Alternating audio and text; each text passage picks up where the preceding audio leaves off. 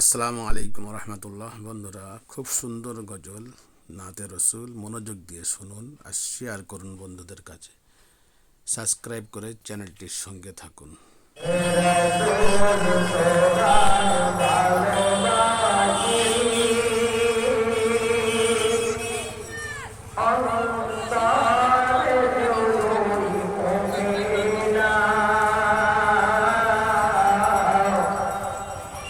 Jalla